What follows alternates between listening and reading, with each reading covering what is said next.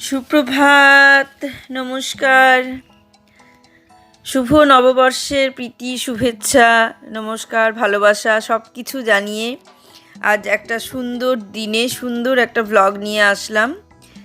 এখন অনেক সকাল না, অনেক ভোর, রাত 2:30 বাজছে। আমি রাত 2:30-র সময় উঠে আজকে ভ্লগটা শুরু করলাম। এই নববর্ষের দিন আমার ইচ্ছে ছিল খুব সুন্দরভাবে পুজো করব, তা সেটা করেছি আর তোমাদের সঙ্গে সেই পুজোটাই শেয়ার করেছি। আমার ঘরে বাইরে লাইফস্টাইলে তোমাদের সবাইকে স্বাগত জানাচ্ছি। তোমরা এসো, দেখো আমি সারাদিন কি করছি। আশা করছি তোমরা নিশ্চয়ই ভালো আছো আর ভীষণই ভালো থাকো। আজকের দিনটা সবার সঙ্গে ভীষণ ভালোভাবে কাটাও আর সারাটা বছর যেন তোমাদের এই সুন্দরভাবে দিনটা কাটে সবার, সেটাই প্রার্থনা করি ঈশ্বরের কাছে। তোমাদের দিনটা ভীষণ ভালোভাবে কাটুক, সারা বছরটা সুন্দরভাবে কাটুক। আমিও ভীষণই ভালো আছি। আজকের দিনটা চেষ্টা করছি খুব সুন্দরভাবে কাটানোর, আর সেই সুন্দর দিনটা তোমাদেরকে উপহার দিতে চাইছি। আজকে আমি শুরু করলাম আমার গোপালের পুজো দিয়ে, আর এই ভিডিওটা দুটো পার্টে আসবে, কারণ আমি ভোরবেলায় উঠে পুজোটা দিয়ে, ভোর নয় মাঝরাতে উঠে পুজো দিয়ে চলে গিয়েছিলাম আমাদের আশ্রম গিদনিতে। অনুকূল ঠাকুরের আশ্রম আছে একটা, সেখানে আমি চলে গিয়েছিলাম আমার বোনদের সঙ্গে। বোনরা প্রতি বছর পয়লা বৈশাখে ওখানে যায়, তাই সেখানেও চলে গিয়েছিলাম। সেই কারণে আমি পুজোটা অনেকটা ভোর মানে রাত্রে দিয়েছি।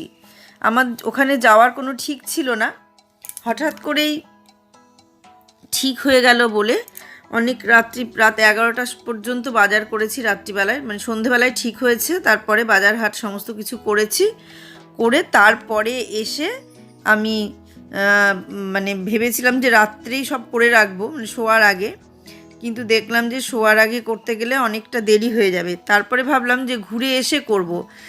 তখন মনে হলো যে আমি ঘুরে এসে যদি পুজোটা শুরু করি তাহলে এনার্জি যদি না থাকে তখন আর ভালো লাগবে না। আর তারপর আমি নতুন শাড়ি পরে চলে যাব আর আমার গোপাল বাবাজি পুরনোটা পরেই বসে থাকবে, সেটা আমার মনে সায় দিল না। তা যেটা ভেবেছিলাম যে পায়েস টায়েস এগুলো করবো, লুচি পায়েস, তা সেগুলো আমি আর করতে পারলাম না, কারণ অত রাতে সেগুলো করার আর সময় হলো না। কারণ ভোরবেলায় আবার ওদের বাড়িতে যেতে হবে, ওদের বাড়িতে গিয়ে ওখান থেকে ওদের গাড়িতে করে যাওয়া।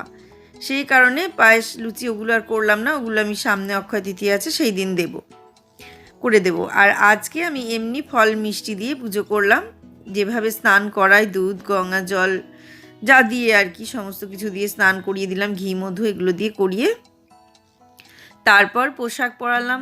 সমস্ত কিছু তোমাদের সঙ্গে পরপর শেয়ার করছি। এই গরমে প্রতিদিন স্নান করাই না আমি, কিন্তু উচিত করানো, আমি করাতে পারি না। আমি সপ্তাহে একদিন করে করাই। তা কিছু না কিছু দিনে হচ্ছেই স্নান, কোনো না কোনো একটা অনুষ্ঠান থেকেই যাচ্ছে, তখনই স্নান হয়ে যাচ্ছে, ওর অসুবিধে হচ্ছে না। তো আমি সপ্তাহে একদিন করে স্নান করাই। প্রতিদিন স্নান করালে ভালো হয়, কিন্তু আমার পক্ষে সম্ভব হয়ে ওঠে না। দেখতে থাকো আমি কিভাবে পুজোটা করছি।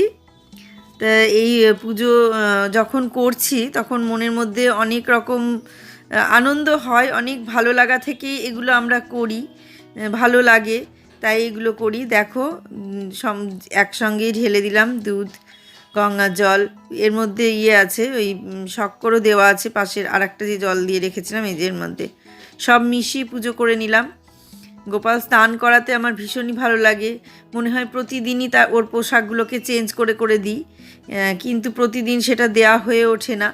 এখন বাজে রাত 2:30-2:30-র সময় ঘুম থেকে উঠেছি। প্রথমে আমি ভাবলাম, দুটোই অ্যালার্ম দিয়েছিলাম রাত্রে, তা কারণ শুয়েছি রাত 1টার সময় সমস্ত জোগাড় করে ঠিকঠাক করে রেখে।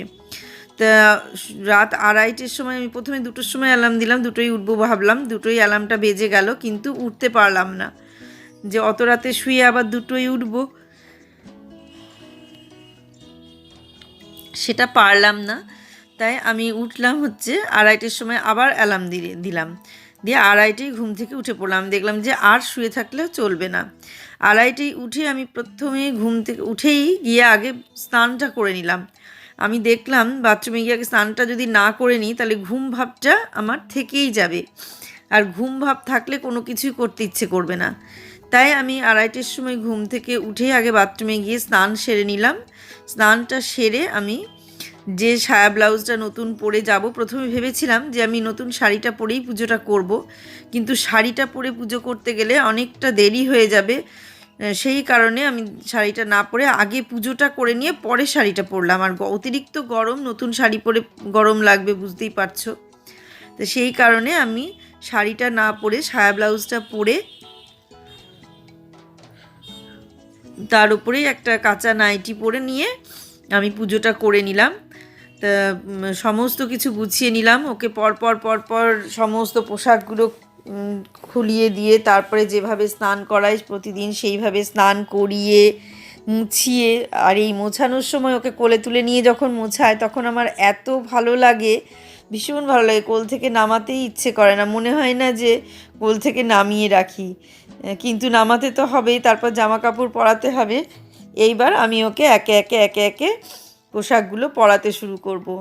যেটা আমার মা দিয়েছিল সেই পোশাকটাই আমি আজকে পরাচ্ছি, আর মেঘা দিয়েছিল সেটা আর একদিন পরাবো।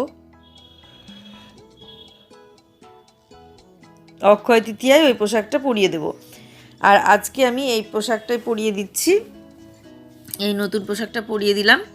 তা এই ড্রেসটা পরিয়ে আমার তো দেখতে ভীষণই ভালো লাগছিল, তোমাদেরকে শেয়ার করছি, তোমরা দেখে বলবে তোমাদের কেমন লাগছে আমার এই গোপাল বাবাজিকে এই ড্রেসটা পরে কেমন লাগছে। আর এই ড্রেসটা অনেক বড়, আমি আগের যে ড্রেসটা কিনেছিলাম সেই কালারটা এই কালারটা মোটামুটি একই হয়ে গেছে, কিন্তু ওই ড্রেসটায় এতটা চওড়া পাড় ছিল না, এই ড্রেসটায় যতটা চওড়া পাড় আছে।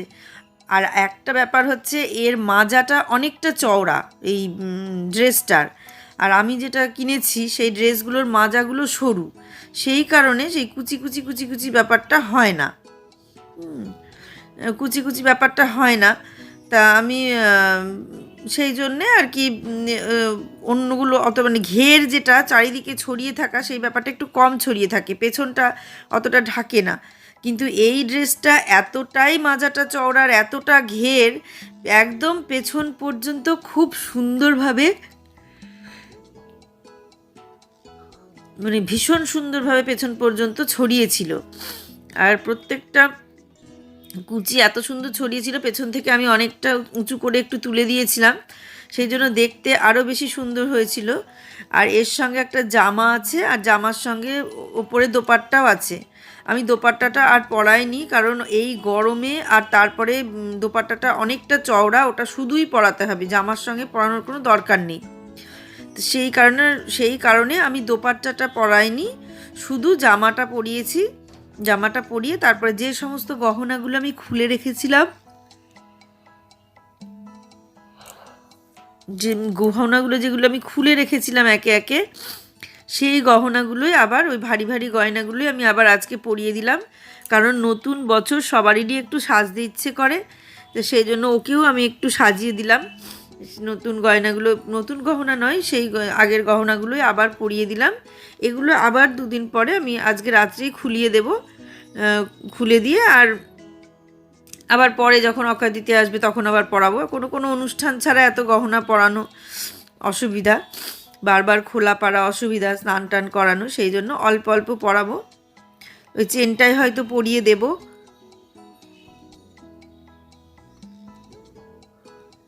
এখন এটা চোকার পরালাম, তারপরে নেকলেসটাও পরালাম, আর তারপরে সীতাহারটাও পরিয়ে দেব। আর তার আগে মাজায় কোমরবন্ধনীটাও পরিয়ে দিয়েছি, হাতে চূড়গুলো পরিয়ে দিয়েছি, সব কিছু দেখো একে একে গহনা পরে, পোশাক পরে আমার গোপাল বাবাজি কি সুন্দর সাজে সেজে উঠছে, অদ্ভুত সুন্দর লাগছে, অপূর্ব সুন্দর লাগছে, মন মুগ্ধ হয়ে যাচ্ছে আমার। এগুলো সাজাতে সাজাতে মনের মধ্যে এত আনন্দ লাগছে যে বলে বোঝানো যাবে না। এই প্রথমবার নয়, আমি রাধাকৃষ্ণের কথা বলছি না, গোপালকে আমি প্রথমবার নতুন বছরে এত সুন্দর করে সাজাচ্ছি, আর ও এত সুন্দরভাবে চুপচাপ সাজছে, ওরও মনে হয় সাজতে ভীষণই ভালো লাগছে। এরপর পুরোটা সাজিয়ে চুল পরিয়ে আজকে ওকে পাগড়ি পরাবো। এর আগে মুকুট পরেছিল, আর মেঘা পাগড়ি কিনে নিয়ে এসেছে, ওকে আজকে পাগড়ি পরিয়ে দেবো। আর কান দুটো পরিয়েছি, কান দুটো পরাতে গেলে পিন দিয়ে পরাতে হয়, ও কানের যে ইয়েটা আছে, আঁকশিটা আছে, সেই আঁকশিটা ওর সঙ্গে লাগে না, মানে ওই কানের সঙ্গে ঠিক আটকে থাকে না। সেই জন্য যে চেনগুলো আছে চেনগুলো টেনে দিয়ে সেই চেনের সঙ্গে পিন আটকে দিই, তাহলে সুন্দরভাবে কানটা আটকে থাকে, না হলে কানটা আটকে রাখা খুব কঠিন হয়ে যায়।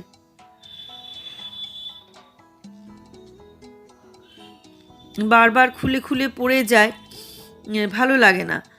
তা সেই কারণে আমি চেপে আটকে দিলাম। আমার যা এসেছিল দেখেও বলছে ভীষণ ভালো লাগছে, খুব সুন্দর লাগছে তোমার গোপাল বাবাজিকে। আর তারপরে আমার বোন এসে দেখে গেছে, ও তো খুব খুশি, ও তো বলছে আর ছেড়ে যাব না, মনে হচ্ছে নিয়ে পালিয়ে যায় তোর গোপালকে দিদিভাই, তাই বলছে। ও দেখে মানে ও আর লোভ সামলাতে পারছে না, বলছে দিদিভাই তোর গোপালকে দেখে মনে হচ্ছে নিয়ে চলে যায়, নাহলে এখানেই বসে থাকি, এখান থেকে আমি আর যাব না, ওর সামনেই বসে থাকি। তাও বোন যেদিন এসেছিল সেদিন সাজানো ছিল না, একদম সাধারণ একটা চেন পরিয়ে সাধারণ একটা ড্রেস পরিয়েই ওকে রাখা ছিল। আর যদি আজকে দেখতে এত সাজানো তাহলে যে ও কী করতো তাই ভাবছি। তাই এই গোপাল সাজায়। আর একটা কথা, আমার সিংহাসনগুলো রাখাটা ভুল দিকে হয়ে আছে। এতদিন ধরে আমি ঠিক বুঝতে পারিনি, আমি ভাবতাম যে দক্ষিণ দিকে মুখ করে পুজো করতে হয় আর ঠাকুরের মুখ থাকে উত্তর দিকে, এটা আমার ধারণা ছিল। আর একটা দিক ঠিক ছিল, সেটা হচ্ছে পূর্ব দিকে মুখ করে পুজো করতে হয় আর পশ্চিম দিকে ঠাকুরের মুখ থাকে। কিন্তু এখন দেখছি যে হ্যাঁ, এটা ঠিকই আছে, পূর্ব দিকে মুখ করে পুজো করতে হয় আর পশ্চিম দিকে ঠাকুরের মুখ থাকে। কিন্তু এই যে আমি রেখেছি উত্তর দিকে মুখ করে আর দক্ষিণ দিকে আমি পুজো করি, কিন্তু সেটা ভুল। দক্ষিণ দিকে ঠাকুরের মুখ থাকবে আর পুজো করব আমরা উত্তর দিকে মুখ করে, এটাই নাকি ঠিক। তা আমি অনেকের কাছে শুনলাম, অনেককে জিজ্ঞাসা করলাম, আবার ইউটিউবেও অনেক দেখলাম, দেখলাম যে হ্যাঁ, ঠাকুরের মুখ থাকবে দক্ষিণ দিকে আর পুজো করতে হবে উত্তর দিকে মুখ করে। সেই জন্যে আমার এখন মনের মধ্যে একটু খুঁতখুত করছে যে আমি মানে উল্টো দিকে ঠাকুরটা রেখেছি, রাখাটা আমার পুরোটাই ভুল হয়েছে। তা আমি ভাবছি ঠাকুরটা ঘুরিয়ে জানলার দিকে মুখ করে দেব, তাহলে জানলার দিকে মুখ করে দিলে, পেছন করে দিলে ঠাকুর আমার থাকবে পশ্চিম দিকে মুখ করে আর আমি পূর্ব দিকে মুখ করে পুজো করব। এটাই করব এখন থেকে। অনেকেই দেখেছে, এতদিন ধরে কেউ ঠিকঠাকভাবে বলেনি আমাকে, কেউ হয়তো অতটা দিক নিয়ে ভাবেও নি, বা এটা কোন দিক সেটা হয়তো এখানে এসে ফ্ল্যাটে এসে বুঝতেও পারেনি। আর যারা বোঝার মতো তারা অতটা কেউ মানে হয়তো আসেনি বা দেখেনি। তা হঠাৎ করে সেদিন বোন এসেছিল, এসে বলছে দিদিভাই ঠাকুরগুলো জানলার দিকে মুখ করে দিস, তোর কোনটা পূর্ব দিক, তাই বলছে কোন দিক। তা আমি বললাম যে ঠাকুর মুখ করে আছে দক্ষিণ দিকে আর এই উত্তর দিকে, আর আমরা দক্ষিণ দিকে মুখ করে পুজো করছি। বোন বললো এটা তো ভুল, ভালো করে মন্দিরগুলো খেয়াল কর, সব মন্দিরে কিন্তু ঠাকুর আছে দক্ষিণ দিকে মুখ করে আর পুজো করে পুরোহিত বসে পুজো করে উত্তর দিকে মুখ করে। তুই ভালো করে সব মন্দিরগুলো খেয়াল কর মনে মনে। আমি ভালো করে মন্দিরগুলো খেয়াল করে করে দেখছি, এমা তাই তো, সমস্ত মন্দিরে তো ঠাকুর দক্ষিণ দিকে মুখ করে বসে আছে, হয় দক্ষিণ দিকে নয় পশ্চিম দিকে। তা এইটা দেখে আমার তখন মাথায় কাজ করলো, তাই তো, আমি তো ঠাকুরের মুখ উল্টো দিকে রেখেছি, এটা তো ঠিক না। তা সেইটা ভেবে এখন আমার মনের মধ্যে খুঁতখুত করছে। কিন্তু এত ভারী সিংহাসন, এগুলো আমরা নিজের থেকে সরাতে পারবো না, এখন লোক ডাকতে হবে। গোপাল বাবাজি আর গুরুদেবের সিংহাসনটা সরিয়ে দিতে পারবো নিজে নিজে, আমি দুজনে মিলে ধরে ধরে, কিন্তু আমরা তো লোকনাথ বাবার যে সিংহাসন, সেই সিংহাসন তো পারবো না, ওটা পার্ট পার্ট করে একটা একটা করে নামাতে হবে আর একটা একটা করে সেট করে তুলতে হবে। এখন কাউকে ডাকতে হবে, ডেকে আমাকে ওই জায়গাটা পুরো চেঞ্জ করতে হবে, কিছুই না, ঘুরিয়ে জানলার দিকে পেছন দিয়ে দেবো ঠাকুরের। আর এটা মানে ঠাকুরের মুখটা তাহলে পশ্চিম দিকে হয়ে যাবে, আমি তাহলে পূর্ব দিকে মুখ করে পুজো করব। এটা এমন কিছু কঠিন না, কিন্তু সিংহাসনটা ভারী, তো সেই ভারী সিংহাসনটা নড়ানোটাই কঠিন। দেখো ভোলানাথকেও সাজিয়ে দিলাম, শিবকেও সাজিয়ে সুন্দর করে দুধ গঙ্গা জল সমস্ত কিছু দিয়ে স্নান করিয়ে, ঘি মধু এগুলো দিয়ে স্নান করিয়ে নিয়ে আমি আবার সাজিয়ে শিবের ওর যেটা নিজের জায়গা সেইখানে বসিয়ে দিলাম। গুরুদেব, তারপরে লোকনাথ বাবা সবাইকেই সাজানো হয়েছে, মালা পরানো হয়েছে, কিন্তু কোনোটাই তোমাদের সঙ্গে শেয়ার করিনি, কারণ এমনিতেই অনেকটা বড়, তারপর ওগুলো শেয়ার করলে আরও বড় হয়ে যাবে, সেই কারণে ওগুলো শেয়ার করিনি। সাজিয়ে দিয়েছি, দেখো সুন্দরভাবে সাজিয়ে দিয়েছি। তা আর আমার ইচ্ছা আছে যে সিংহাসনটা অক্ষয় তৃতীয়ার আগেই ঘুরিয়ে দেব, কাউকে ডাকবো ডেকে সিংহাসনটাকে ঘুরিয়ে দেব। এখন দেখা যাক কবে হয়, অক্ষতিথির আগে ঘোরানো হয় কিনা। এই ভুল দিকে রেখে পুজো করলে নাকি খুব একটা শুভ ফল পাওয়া যায় না, তো সেই কারণে দিকটাকে আমাকে ঠিক করতেই হবে। আর এখন পুজোটা শেষ হয়েছে আমার রাত 3টে, মানে আধ ঘন্টা থেকে 45 মিনিটের মধ্যে, 2:30 থেকে 3টে 3:30-এর মধ্যে আমি পুজো কমপ্লিট, 3:30-এর মধ্যে আমি পুজো কমপ্লিট করে ফেলেছি। 45 মিনিটের মধ্যে আমি এত কিছু সাজানো গোছানো পুরো মানে পুরো কমপ্লিট করে ফেলেছি। ফেলে আবার আমি রেডি হয়ে আবার বেরিয়ে গেছি। দেখো এবার ফুল দিচ্ছি ঠাকুরের চরণে, প্রত্যেকটা ঠাকুরের চরণে, লোকনাথ বাবা, গুরুদেব, সব প্রথমে আমি গুরুদেবের চরণেই ফুল দিই, তারপরে আমি সবার চরণে দিই। কারণ আমার মনে হয় যে হয়তো গুরুদেবের চরণে আগে দেওয়াটাই সবচেয়ে ঠিক, এটা আমার মনে হয়। আমার মনের কথা বললাম, আমি কিন্তু কারোর কথা বললামও না, আর আমি জানিও না এটা সঠিক কিনা। আমার মন থেকে মনে হয় যে আমি গুরুদেবের চরণে আগে ফুল দেব, তারপর অন্য চরণে ফুল দেব। সেই জন্য আমি সব আগে গুরুদেবের চরণে ফুল দিই। জানি না এটা সঠিক কি ভুল, আমি মন থেকে এটা দিই। আর যা পুজো দেখছো সবই আমার নিজের মন থেকেই আমি করি। আমি কোনো নিয়ম কানুন জানি না, মনের ভালো লাগা, ভালোবাসা, মনের ভক্তি দিয়েই আমি সব পুজোটা করি। এই যে পুজো হয়ে গেল, গোপালের হাতে প্রসাদ দিয়েছি, আর নিচে মানে থালায়ও সমস্ত প্রসাদ দিয়েছি। বললাম তো শুধু ফল মিষ্টি দিয়েই আমি পুজো দিয়েছি, অন্য ভোগ আর করিনি, কারণ করার সময় পাইনি, কারণ চলে গিয়েছিলাম বললাম তো। এবার এটা দুটো পার্টে আসছে, এটা আজকের পার্টটা দিলাম শুধু আমার পুজোটা, আর পরের পার্টে আমি দেব বেড়ানোটা। আমি যে আশ্রমে গিয়েছিলাম সেই আশ্রমের ভিডিওটা আমি আগামী দিনে দেব। এটা দেখছো নববর্ষের ব্লগ। নববর্ষে আমি কিভাবে গোপালকে পুজো করলাম তোমরা দেখলে। সারাদিন মানে রাত্রির থেকে মাঝরাত্রিবেলায় উঠে এইভাবে পুজো করলাম। আজকের পুজো মানে ব্রহ্ম মুহূর্ত নাকি বলে, সেই মুহূর্তে পেলো কি তার আগেই হয়তো হয়ে গিয়েছিল। তা যাই হোক, খুব ভালো পুজো হলো, আমার মন খুব শান্ত হলো, মানে খুব শান্তভাবে খুব সুন্দরভাবে পুজো দিলাম। তোমরা পুজো দেখলে, আর আজকের ব্লগটা আমি এখানেই শেষ করছি। তোমরা সবাই ভালো থেকো, সুস্থ থেকো, সাবধানে থেকো। নতুন বছর সবার ভীষণ ভালো কাটুক, এই প্রার্থনা করি ঈশ্বরের কাছে, সকলের নতুন বছরটা ভীষণভাবে ভালোভাবে কাটুক। তোমরা সবাই ভালো থাকো, আর আমি সুন্দর সুন্দর ব্লগ নিয়ে আসছি, সেগুলো দেখতে থাকো, আমার পাশে থাকো, নতুন ব্লগ দেখো, আর আমার পাশে থাকো। আমাকে এইভাবেই সাপোর্ট করো, এইভাবেই কমেন্ট করো।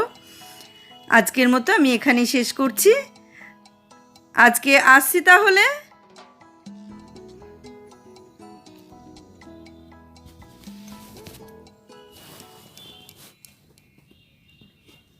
এই যে এখন বাজে রাত 3টে না 3:30।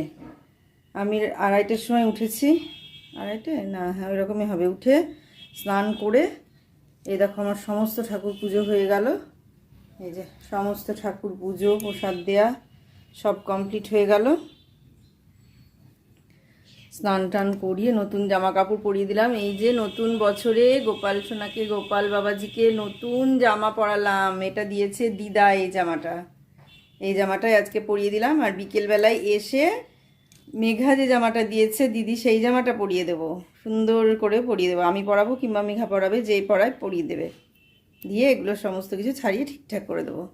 এই দেখো, এই যে আমার লোকনাথ বাবাকে দেখো কেমনভাবে সাজানো হয়েছে, সবাইকে সুন্দর করে সাজিয়ে দিয়েছি।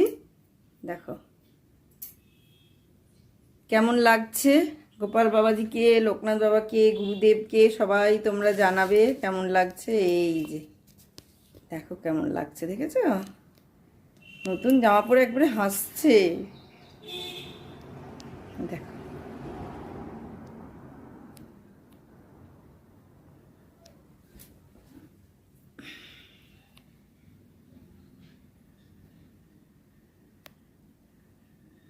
আর এই যে ভোলানাথকে দেখো, ভোলানাথকেও সাজিয়ে দিয়েছি।